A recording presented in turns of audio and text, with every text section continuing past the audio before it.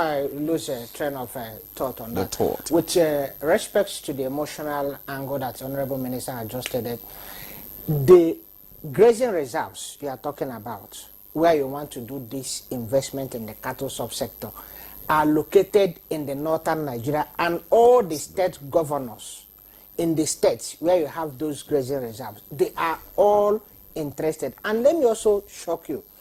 The grazing reserves are there. The lands are empty, occupied by whoever wants to be there. So the land does not belong to anybody again. Okay. Take was a grazing reserve, 100,000 hectares. There is nobody that owns the land except the government of Plateau State. Kenam Grazing Reserve, 28,000 hectares, owned by government of Plateau State, because the settlement had been done in the colonial time when the reserve, just like the university, Ahmadu Bello University does not belong to Zaria people again. It belongs to the COO of that land belongs to Kaduna State government. So Kaduna State government can will out, do whatever it wants. So because when it came up, people did not look at the facts. People, took the bandwagon effect, the sentiment, emotions. No grazing reserve. Even in the northern Nigeria, there is no grazing reserve in Kano State. Even in Borno? In Borno, you have many. Yeah. In Adamawa, you have many. I just use Kano as an example. There is no grazing reserve in Kano, but every other northern Nigerian state has grazing reserve. And also to shock you, the least in terms of hectareage in the whole of northern Nigeria is in Benue State. We have 3.6 million hectares. Less than 1% is in Benue. So the rest of them are in northern Nigeria in states that are receptive to the idea.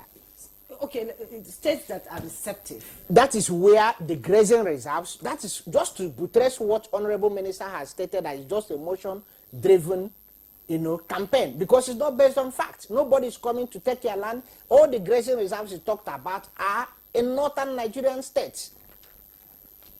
You have Awe here, 27,000. You have Kurudu. You have in Abuja, you have 3. What about the other parts of Nigeria? Oh, that is what I'm trying to say.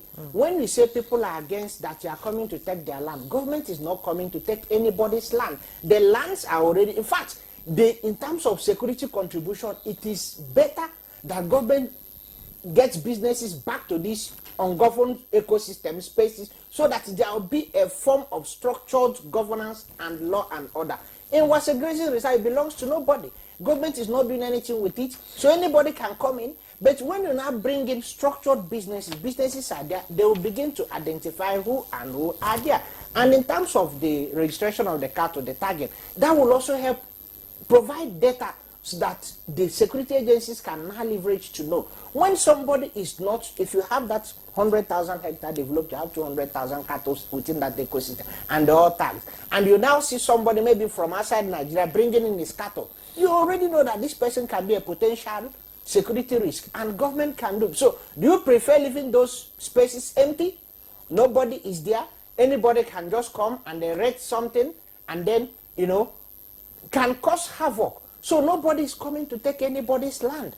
The lands are already there. They had already been allocated, gazetted, and as far as I'm talking to you, I can mention many. If you go to Gombe State, you have Owazangi, 147,000 hectares of land lying fallow.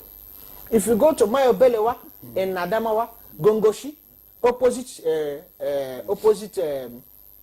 Sebore Farms, it's 20-something thousand hectares. You have some in Zamfara State, 300,000 hectares. What is happening? Because nobody is doing anything there, so criminals can actually take over the space. The end point of what I'm trying to say is that nobody is coming to take anybody's land. The University of Abuja has more than 5,000 hectares. So if the Vice Chancellor, and that space majority, until the Vice Chancellor decide now to say, okay, I'm going to establish 1 million bed capacity poultry within that land. Is it taking somebody's land? No. If the Vice Chancellor decides to say, I want to develop housing estate for hostels for students, I want to use 100 hectares to develop hostels that will take 50,000 students, is the Vice Chancellor coming to take somebody's land? So if the land in Awe Grazing Reserve, 28,000 hectares, if Governor Esule now decide to say, I will build a meat processing plant there, is he coming to take somebody's land? If he decides to say, I will build... Yeah, because this land have been abandoned for so long. No, it is still not, nobody still... Look, I will tell you something. We went to Awe. We met people that are doing... There is one man, he retired from the Ministry of his forestry department there.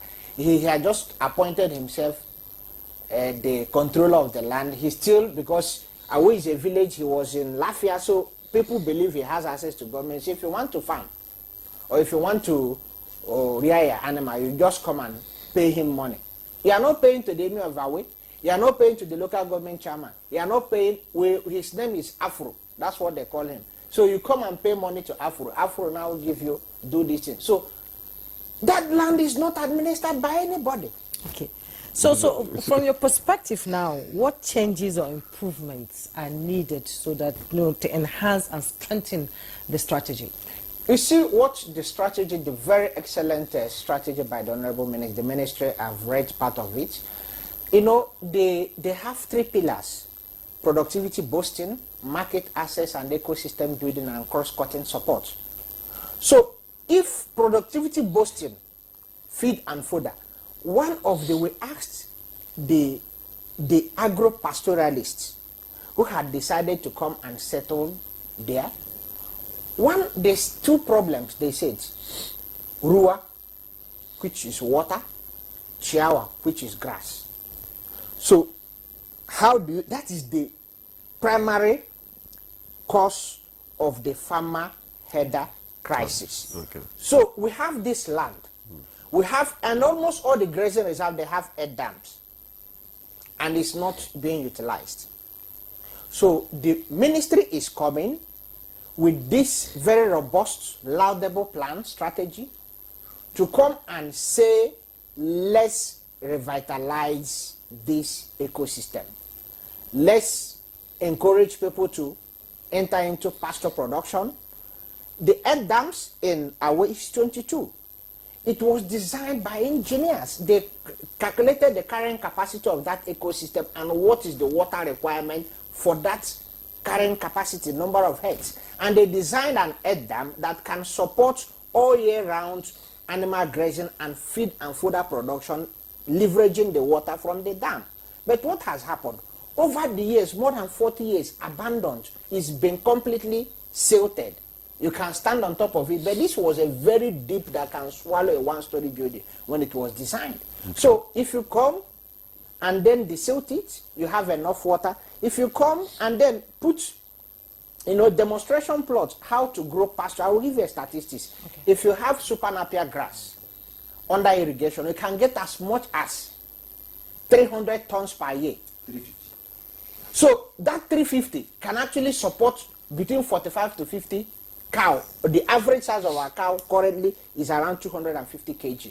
So the cow can eat maximum around 3% of its body weight, which is like 7.5. So if you divide 7.5 kg times it by 365, now divided by 350,000, you will see you have more than 40-something cows you can support. So, and then that 1 hectare can also give you planting material. If you want it to just for propagation of planting material, can also give you planting material for 100 hectares.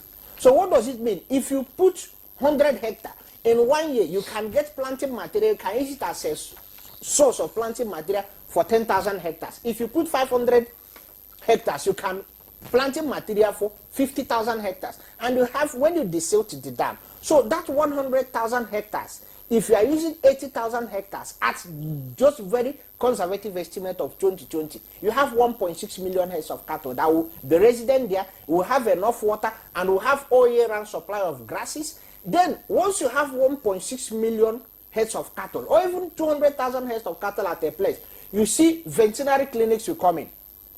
You see people that supply feed and fodder, fattening. milk companies will come in, because some of them they will all not be bulls. You have the dairy cows, lactating cows. They will come in to get the milk and move it out of the district. Feed companies, fish feed companies will come, because for each cow that is slaughtered, you extract, because it will not just be service 200,000 or 1 million heads of cattle by just the random way we do it, very dirty way that we are doing it currently in the country. So you have abattoir. They will drain the blood. The feed companies will come, fish feed companies will come, or even aquaculture, fish producing companies that will just leverage it directly to do that. Then schools will set up, because by the time these people begin to make money, some of them would prefer to send their children to private schools.